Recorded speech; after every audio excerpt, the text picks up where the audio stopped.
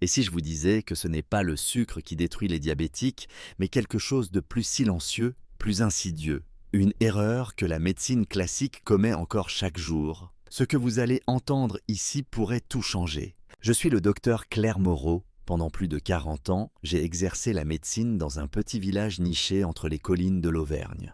Là-bas, on n'a pas besoin de GPS pour trouver les maisons. On suit le parfum du pain chaud, les aboiements du chien du voisin ou le silence pesant d'un deuil qu'on partage à demi-mot. Je connaissais les familles sur 3 générations, j'ai vu des enfants naître, tomber, se relever, et j'ai vu leurs grands-parents décliner, parfois lentement, parfois d'un coup. Aujourd'hui, je suis à la retraite et je pourrais me taire, me contenter de mes fleurs, de mes souvenirs et du bruissement de la pluie sur les vitres. Mais il y a quelque chose que je n'arrive plus à garder pour moi, parce qu'on nous ment, ou plutôt, on nous apprend à avoir peur, surtout quand on est malade. Et encore plus lorsqu'on est diabétique. Je vais vous dire une chose brutale, mais nécessaire. Ce qui détruit le plus les personnes atteintes de diabète, ce n'est pas le sucre en soi. Ce n'est même pas la maladie, c'est la peur permanente. La peur de manger, la peur de se faire plaisir, la peur d'un fruit trop mûr, d'un morceau de chocolat, d'un simple moment de douceur. J'ai vu des patients s'effondrer à l'idée d'avoir bu une gorgée de jus de pomme. J'ai vu des femmes âgées pleurer parce qu'elles avaient mis un peu de miel dans leur tisane, comme le faisait leur mère. Et j'ai vu des hommes s'enfoncer dans le silence, refuser toute invitation, tout moment partagé, par peur de faire une bêtise alimentaire. Est-ce que cela, vivre? Est-ce que cela, soigner? Non, 1000 fois non. Le diabète ne devrait pas être une prison. Et je suis ici pour vous tendre une clé. Dans ma carrière, j'ai vu des corps s'user, mais aussi des esprits s'éteindre bien avant. Pas à cause du taux de glycémie, mais à cause du poids moral qu'on leur faisait porter. Aujourd'hui, je vais vous révéler quelque chose que beaucoup ignorent. Une vérité simple, mais qui va à contre-courant de ce qu'on vous a sans doute répété 1000 fois. Et si je vous disais qu'il existe 2 boissons sucrées naturellement, accessibles, savoureuses, qui non seulement ne nuisent pas à votre glycémie, mais peuvent même vous aider à la stabiliser, à soulager vos douleurs et à retrouver de l'énergie, 2 tisanes, 2 remèdes anciens, portés par la tradition et désormais validés par la science moderne. Je vous entends déjà. C'est impossible. Toute douceur est un poison quand on est diabétique. C'est exactement ce que pensait M. Albert, un ancien boulanger de 67 ans qui n'osait plus même tremper une biscotte dans sa tisane. Jusqu'au jour où sa fille lui a préparé une infusion, rouge comme le vin, douce comme un bonbon de grand-mère. 3 semaines plus tard, il revenait me voir, les yeux brillants, sans sa canne. Ou encore Madame Lucienne, 72 ans, ancienne institutrice dont les mains étaient de si raides qu'elle ne pouvait plus ouvrir un pot de confiture. Un simple rituel le soir, une infusion dorée, piquante et chaleureuse, a changé ses réveils. En quelques jours, elle m'écrivait une carte, à la main. Ce que je m'apprête à vous dévoiler dans cette vidéo, c'est plus qu'une recette, c'est un changement de perspective. Une manière de dire à votre corps, je t'écoute, je ne te punis plus, je t'aide. Et croyez-moi, ces 2 tisanes ne sont pas des miracles. Ce sont des outils, simples, accessibles, et terriblement efficaces lorsqu'on les utilise avec régularité, dans les bons moments, de la bonne manière. Mais attention, je ne vous les présenterai pas toutes de suite, car avant cela, vous devez faire une chose essentielle, choisir d'écouter autre chose que la peur. Si vous êtes prêt à redonner une chance à votre corps, à réapprendre la douceur, à vivre avec plus de confort, alors cette vidéo est pour vous. Et si vous connaissez quelqu'un, un parent, un ami, un voisin, qui souffre en silence, envoyez-lui cette vidéo. Car parfois, une simple gorgée de thé partagé peut allumer une lumière dans une journée sombre. Avant de poursuivre, je vous invite à vous abonner à cette chaîne.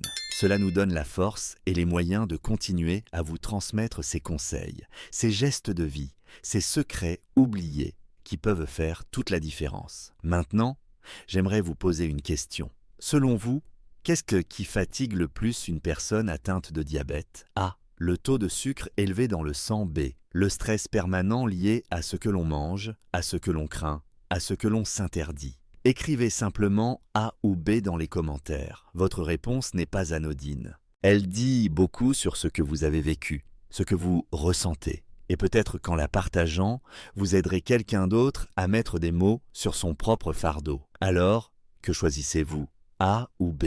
Dans ma longue carrière, j'ai vu des centaines de personnes âgées venir me consulter pour des douleurs qui n'avaient pas toujours de nom précis. Des jambes lourdes, des genoux qui grincent, un dos qui se coince au réveil, ou encore ces petites raideurs qui un jour deviennent des prisons. Au début, on pense que c'est normal. C'est l'âge, docteur, me disait-il. Et moi, pendant longtemps, j'ai acquiescé. Jusqu'à ce que je comprenne que non, ce n'était pas seulement l'âge, c'était l'inflammation. Un mot qui paraît technique, médical, presque lointain, mais qui en réalité vit en silence dans le corps de tant de seniors, rongeant chaque jour un peu plus leur mobilité, leur dignité, leur énergie. Je me souviens d'une femme, Madeleine, 75 ans, ancienne bibliothécaire à Quimper. Une femme douce, cultivée, mais dont le regard s'était éteint au fil des mois à force de boiterie. Ses genoux lui faisaient si mal qu'elle évitait de sortir, de marcher, de descendre les escaliers. Son monde s'était réduit à son fauteuil, à sa télévision et au silence. Quand elle m'a dit, d'une voix presque coupable, « Je ne veux pas finir comme ça, docteur », j'ai compris que ce qu'elle demandait, ce n'était pas une pilule miracle, mais une chance de se sentir encore capable, encore vivante. C'est à elle que j'ai parlé pour la première fois de cette infusion oubliée, l'hibiscus. Vous la connaissez peut-être sous d'autres noms, carcadée, oseille de Guinée, fleur rouge. Mais ce que peu de gens savent, c'est que cette plante, en plus d'être belle et parfumée, possède des propriétés puissantes. Je ne parle pas ici d'une mode passagère ou d'un remède de grand-mère récité sans preuve. Non. Je parle d'un véritable soutien naturel, reconnu par plusieurs études pour ses effets anti-inflammatoires, diurétiques et hypotenseurs. L'hibiscus contient des anthocyanes, ces pigments rouges violacés qui lui donnent sa teinte si particulière, et qui sont également de puissants antioxydants. Ils aident à réduire les processus inflammatoires dans le corps, en particulier dans les articulations. C'est pourquoi, chez des patients souffrant de douleurs chroniques aux genoux, aux hanches ou aux chevilles, j'ai vu des résultats concrets après quelques semaines d'infusion quotidienne. Mais ce n'est pas tout. Cette tisane a aussi un effet très intéressant sur la glycémie postprandiale, c'est-à-dire le taux de sucre dans le sang après les repas. Une étude menée au Mexique a montré que boire une infusion d'hibiscus après le déjeuner permettait une meilleure stabilisation des taux de glucose. Pas de chute brutale, pas de pic incontrôlable, juste un ralentissement doux et naturel, comme si le corps respirait à nouveau au bon rythme. Madeleine a donc commencé. Une cuillère à soupe de fleurs séchées d'hibiscus dans une tasse d'eau bouillante. Elle laissait infuser 10 minutes. Parfois, elle ajoutait une rondelle de pomme. D'autres jours, une feuille de menthe. Elle buvait sa tisane tous les matins, assise face à sa fenêtre. 3 semaines plus tard, elle est revenue me voir, sans sa canne. Elle m'a dit « Ce n'est pas que je n'ai plus mal, docteur, c'est que la douleur ne me tient plus en otage. » Cette phrase, je ne l'ai jamais oubliée. Ce que j'essaie de transmettre ici, ce n'est pas seulement une recette, c'est un message d'autonomie retrouvée. Quand on prend le temps de s'écouter, de choisir des gestes simples mais réguliers, on peut souvent obtenir des résultats que la médecine classique ne promet plus après un certain âge. Et ce n'est pas une question de croyance, mais d'expérience. Car après Madeleine, d'autres patients ont suivi. Des hommes, des femmes, tous différents, mais tous usés par des douleurs installées. Et tous soulagés, parfois étonnamment, par cette infusion rouge aux airs d'innocence. Il est important de noter que l'hibiscus a un effet légèrement hypotenseur. Il peut donc faire baisser légèrement la pression artérielle, ce qui est bénéfique pour beaucoup de seniors hypertendus. Mais pour cette raison, je conseille toujours de ne pas la boire à jeun. Une petite collation suffit, une tartine de pain complet, quelques amandes, et vous évitez ainsi les sensations de vertige ou de fatigue subite. J'ajoute également que l'hibiscus, en tant que diurétique naturel, aide le corps à éliminer les toxines accumulées. C'est comme si l'on faisait un petit ménage intérieur. Le ventre est moins gonflé, les jambes moins lourdes. Et certains me disent qu'ils dorment mieux aussi, que leur sommeil est plus profond, moins agité. Peut-être est-ce dû à l'effet calmant de ce rituel du soir. Peut-être est-ce simplement le signe que le corps commence à se sentir mieux. Ce que j'aime par-dessus tout, c'est que cette tisane invite à ralentir, à prendre un instant pour soi, à transformer un moment banal, boire une boisson chaude, en acte de soin profond. C'est ce que je recommande désormais à mes anciens patients, à mes amis, à mes proches. Préparer 1 litre d'infusion le matin, le garder au frais et en boire tout au long de la journée. Vous pouvez y ajouter une fine tranche d'orange, un bâton de cannelle, une goutte de citron. Faites-en votre moment. Aujourd'hui, je crois sincèrement que la médecine du futur ne sera pas uniquement dans les molécules de synthèse, mais dans la redécouverte intelligente de ce que la nature nous offre depuis toujours. Et vous, avez-vous déjà essayé l'hibiscus? Ou est-ce la première fois que vous en entendez parler? Peut-être qu'à votre tour, demain, vous préparerez cette tisane. Et peut-être que, comme Madeleine, vous vous lèverez un matin, un peu plus libre. Et ce jour-là, vous comprendrez qu'un simple geste, répété avec constance, peut parfois vous rendre bien plus que du soulagement. Il peut vous rendre votre place dans le monde. Il m'arrive encore souvent, malgré les années de retraite, de recevoir des appels de mes anciens patients. Parfois ce sont de simples nouvelles, d'autres fois des questions, des inquiétudes. L'un d'eux, Michel, 69 ans, m'a appelé un matin de février. Sa voix était marquée par une fatigue que je reconnais entre mille. Il m'a dit « Docteur, mes mains me brûlent au réveil, je n'arrive plus à tourner la clé de la porte sans douleur. » Cette phrase, si simple, m'a serré le cœur, car je savais ce qu'il vivait. Ce sont des douleurs qu'on minimise, qu'on cache, jusqu'à ce qu'elles deviennent un poids sur l'âme, autant que sur le corps. Quand j'étais encore en exercice, j'ai vu défiler tant de visages marqués par cette même plainte silencieuse, la raideur matinale, les articulations qui grincent, les doigts en feu, les jambes qui semblent figées par le froid. Et j'ai appris, avec le temps, à ne plus répondre systématiquement par des anti-inflammatoires ou des pommades. Car derrière ces douleurs, il y a souvent une histoire d'inflammation chronique, oui, mais aussi de circulation ralentie, de digestion perturbée, de sommeil agité. Et c'est là que le gingembre entre en scène. Le gingembre, dans notre culture occidentale, est trop souvent cantonné à un simple rôle d'épice pour les biscuits de Noël ou les plats exotiques. Et pourtant, cette racine, modeste en apparence, recèle un pouvoir thérapeutique que peu de patients soupçonnent. Depuis des millénaires, dans les médecines traditionnelles d'Asie ou d'Afrique, le gingembre est utilisé comme tonique, comme antidouleur, comme soutien du système digestif et immunitaire. Mais ce qui m'a le plus frappé, c'est son effet réel et rapide chez les personnes âgées, souffrant de douleurs articulaires liées à l'inflammation et souvent aussi au diabète. Ce que fait le gingembre dans le corps est à la fois subtil et puissant. Il réchauffe, il réveille, il fait circuler. Lorsqu'on le consomme sous forme d'infusion, il diffuse une chaleur douce depuis l'estomac jusqu'aux extrémités. Cette chaleur améliore la microcirculation, notamment dans les zones froides et engourdies comme les mains ou les pieds. Elle aide à détendre les tissus musculaires tendus par la douleur ou l'inactivité nocturne. Elle soulage les crispations, les blocages, les sensations de rouille. Je me souviens de Luc, ancien professeur de mathématiques à Tours. Il souffrait d'arthrose aux doigts depuis plus de 10 ans. Chaque matin, ouvrir un robinet devenait un défi. Sa femme, Colette, avait lu quelque part que le gingembre pouvait aider. Elle lui préparait chaque soir, avant de se coucher, une infusion simple. Une tranche de racine de gingembre frais, bouillie 10 minutes dans de l'eau, avec un peu de citron.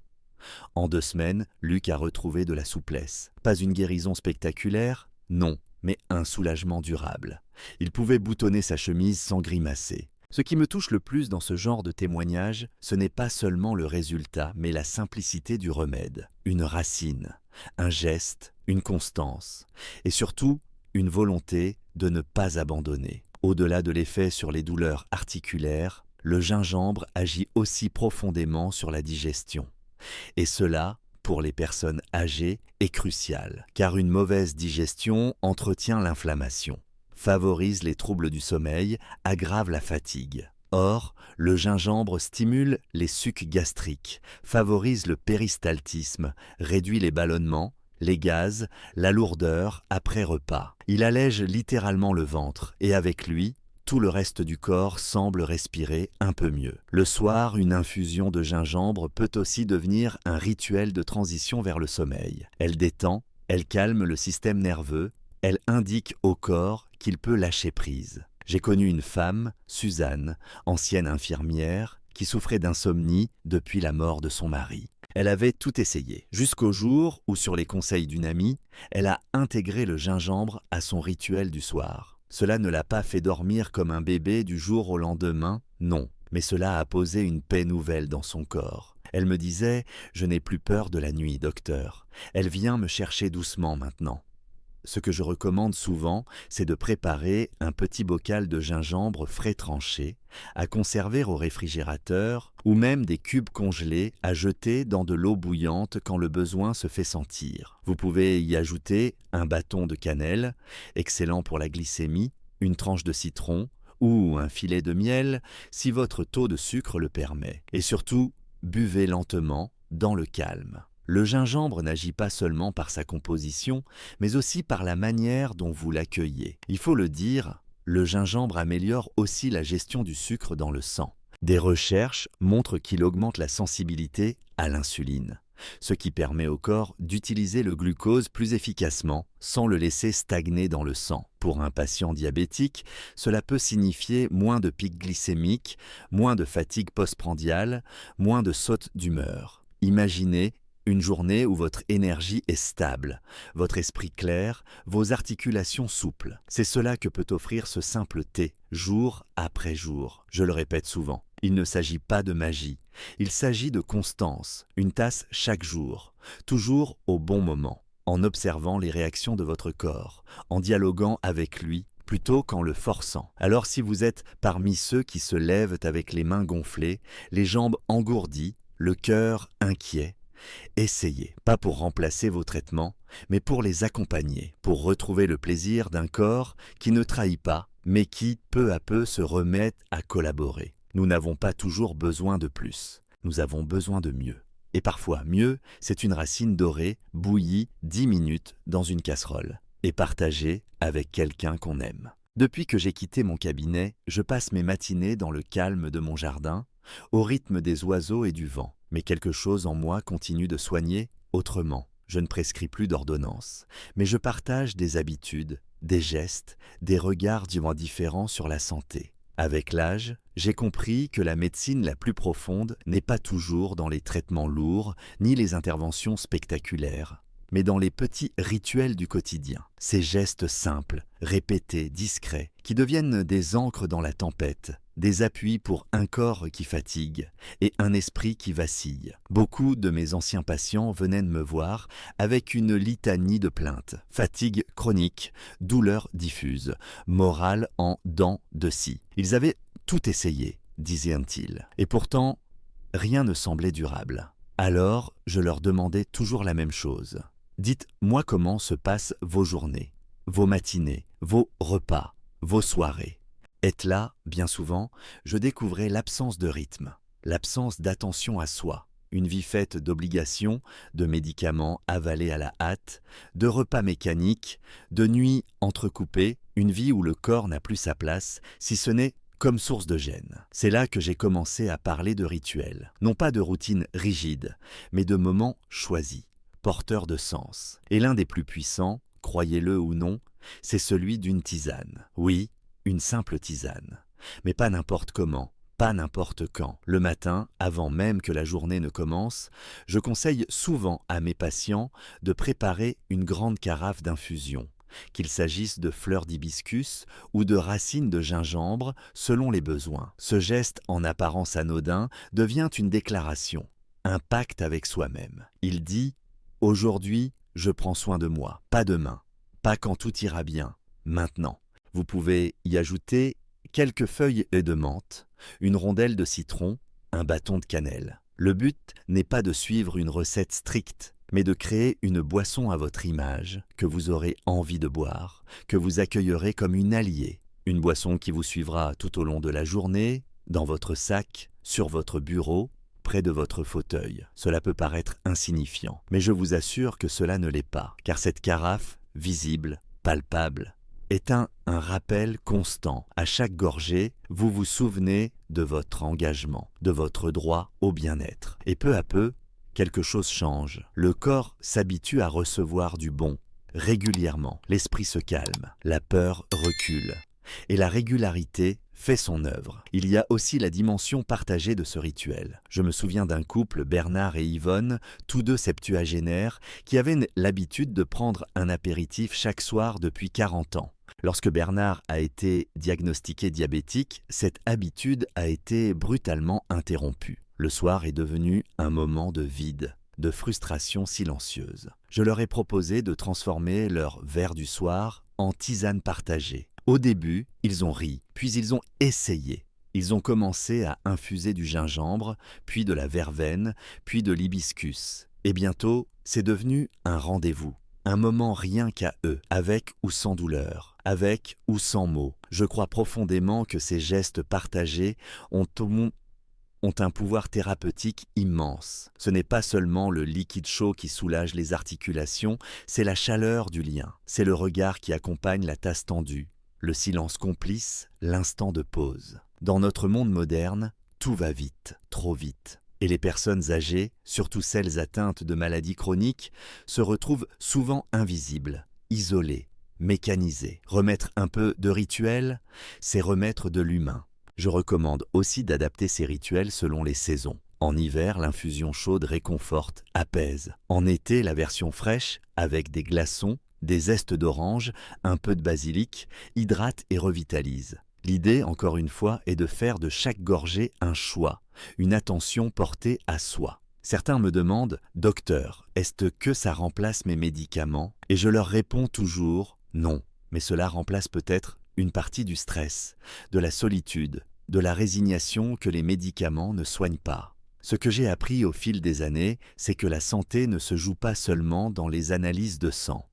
Elle se joue dans les petits actes quotidiens, dans les micro-décisions, dans les rituels qu'on choisit ou qu'on subit. Et tant qu'un être humain peut boire une tisane en conscience, il peut encore se soigner. Pas tout guérir, bien sûr, mais se soutenir, se réhabiter, se respecter. Alors à vous qui lisez ces mots, qui ressentez peut-être la lassitude, la douleur, le découragement, je vous invite à ne pas chercher de miracle. Cherchez une habitude, un petit engagement, une tasse, un moment, et tenez-vous-y. Offrez-vous cela chaque jour, parce que parfois, ce n'est pas l'intensité du traitement qui fait la différence, mais la constance du soin. Et que prendre soin de soi commence peut-être aujourd'hui par une carafe d'infusion posée sur la table. Après plus de 40 années passées au chevet de mes patients, je peux vous dire une chose avec certitude. Ce qui soigne profondément, durablement, n'est pas toujours ce que l'on croit. Ce ne sont pas toujours les traitements les plus coûteux, les hôpitaux les plus modernes ou les protocoles sophistiqués. Non. Ce qui soigne vraiment, ce qui restaure une personne de l'intérieur, c'est souvent bien plus humble, bien plus silencieux. C'est un geste de tendresse envers soi-même. C'est une attention portée au bon moment. C'est la décision intime et discrète de ne pas renoncer. Je l'ai vu tant de fois. Ce n'est pas la maladie qui brise les gens, c'est l'impression d'être seul dans la maladie. C'est la fatigue accumulée, le sentiment d'abandon, la peur de n'être plus utile. Quand on est atteint de diabète, quand le corps change, qu'il trahit, qu'il fatigue sans raison apparente, ce n'est pas seulement un combat contre des chiffres, c'est un combat contre la perte de soi, la perte de sens. Et c'est là que les petits gestes prennent toute leur importance. Boire une infusion chaque jour, ce n'est pas anodin, ce n'est pas une mode, c'est un acte symbolique, un acte de vie. Cela veut dire, je choisis de me respecter, je ne baisse pas les bras, je reste acteur de ma santé. Et parfois, cela vaut plus qu'un traitement de fond. J'ai connu une femme, Solange, 81 ans, qui m'a dit un jour quelque chose que je n'oublierai jamais. Ce qui me manque, ce n'est pas d'avoir moins mal, c'est d'avoir une raison de me lever le matin. Nous avons parlé longuement de ses douleurs, de sa solitude, de ses souvenirs, et je lui ai proposé quelque chose de tout simple. Chaque matin, elle allait préparer une tisane. Pas pour ses articulations, pas pour sa glycémie, pour elle, juste pour elle. Un petit moment à elle, une attention posée, un point de départ. 3 semaines plus tard, elle est revenue me voir, transformée. J'ai repris le fil de mes journées, docteur. Et c'est ce fil-là qui me manquait. Je crois profondément que l'on sous-estime le pouvoir des petits actes constants. Ce n'est pas l'intensité qui change les choses, c'est la régularité, la fidélité à soi-même. Quand on s'offre une tasse d'hibiscus après le déjeuner ou une infusion de gingembre avant le coucher, on n'apaise pas seulement son corps, on apaise aussi son âme. On se dit à soi-même « tu mérites ce moment, tu mérites ce soin ». C'est dans cette logique que je vous invite aujourd'hui à transmettre, à partager. Pas seulement les recettes, pas seulement les bienfaits, mais l'intention, le geste. Si vous connaissez quelqu'un autour de vous, un frère, une amie, un voisin, qui souffre, qui s'épuise, qui n'ose plus croire au mieux, invitez-le, offrez-lui une tasse, asseyez-vous, écoutez-le. Ce n'est pas toujours la tisane qui soigne. Parfois, c'est la conversation autour, le silence partagé, la présence. Je me souviens de Paul, un homme discret, veuf depuis peu. Il venait à la pharmacie une fois par semaine, toujours seul, toujours en retrait. Un jour, je l'ai croisé dans la rue et je lui ai proposé de passer boire une infusion. Il a accepté, surpris. Nous avons parlé, de peu de choses, en vérité. Mais ce jour-là, je l'ai vu sourire. Ce simple moment est devenu un rendez-vous. Et avec le temps, sa démarche s'est redressée. Son regard s'est éclairci. Ce n'était pas la tisane. C'était le fait de ne plus être invisible. C'est pourquoi, je vous dis, vous pouvez être le remède de quelqu'un, sans diplôme, sans ordonnance, en partageant un moment, une boisson chaude, une écoute, une parole simple. L'effet est parfois plus grand que vous ne pouvez l'imaginer. Je vous encourage également à parler, à commenter, à écrire ici sous cette vidéo une habitude qui vous aide dans vos journées difficiles. Ce peut être une tisane, une prière, un bain chaud, une promenade. Peu importe. Ce que vous partagez peut devenir un éclairage pour quelqu'un d'autre, un soutien inattendu, un signe que la vie continue, qu'elle est encore belle, même au milieu des douleurs. Et je vous le répète, vous avez le droit à la douceur, vous avez le droit au réconfort, vous avez le droit à la lenteur. On vous a peut-être appris à être fort, à tenir bon, à ne pas vous plaindre. Mais il est temps d'apprendre aussi à vous ménager, à vous honorer, à vous offrir chaque jour ce petit supplément d'attention qui fait toute la différence. Alors, avant de vous quitter, je vous invite à faire un geste. Pensez à une personne qui pourrait bénéficier de ces paroles, de ces conseils, de cette approche. Envoyez-lui cette vidéo, ou mieux encore, proposez-lui une tasse d'infusion. Et si vous le souhaitez, écrivez son prénom dans les commentaires, parce qu'ensemble, nous pouvons créer une chaîne de soutien, de chaleur, de bienveillance. Une tasse à la fois. La médecine que j'ai aimé, pratiquer, défendue, ne s'arrête pas au mur d'un cabinet. Elle vit dans les liens, dans la transmission, dans les choix quotidiens que chacun fait pour vivre un peu mieux. Aujourd'hui, je ne porte plus de blouse, mais je continue de croire. Et si ces mots, si ces gestes peuvent en contribuer, ne serait-ce qu'un peu, à soulager une personne, alors tout cela aura eu du sens. Après 40 années passées au service des autres, après des milliers de consultations, d'ordonnances rédigées, de diagnostics posés parfois dans le doute, parfois dans l'urgence, je suis aujourd'hui une femme âgée, à la retraite. Et pourtant, je n'ai jamais autant ressenti le besoin de parler, de transmettre, d'éclairer. Non pas avec des mots techniques, ni avec des prescriptions, mais avec l'expérience humaine. Car ce que j'ai appris en une vie de médecine, c'est que les remèdes ne sont pas toujours dans les médicaments. Ils sont dans la patience, dans la présence, dans les gestes modestes qu'on répète jour après jour. Cette série de partages autour de 2 simples infusions, l'hibiscus et le gingembre, peut sembler anodine. Mais elle ne l'est pas, car derrière chaque tasse de tisane se cache une révolution intime. Celle de reprendre le pouvoir sur son corps, sur ses douleurs, sur son quotidien. Chaque gorgée est une réponse au sentiment d'impuissance qui ronge tant de personnes âgées. Chaque rituel est un acte de résistance contre la fatalité. Ce que j'ai voulu transmettre à travers ces récits, c'est l'idée qu'il est encore possible d'agir, même à 60, 70, 80 ans. Même avec une maladie chronique, même avec des douleurs persistantes, on peut toujours choisir d'introduire un peu de bienveillance envers soi-même, de s'installer avec une tasse chaude entre les mains et de se dire « je me choisis aujourd'hui ». Ce geste, s'il devient rituel, s'il est fait avec conscience, transforme non seulement le corps, mais aussi le moral, l'estime, la dignité. J'ai vu trop de personnes perdre l'envie de vivre simplement parce qu'on leur avait fait croire qu'elles n'avaient plus de rôle à jouer, qu'elles n'étaient plus que des malades à surveiller. Or, non. Une personne n'est jamais un chiffre glycémique, une personne est une histoire, une force en mouvement.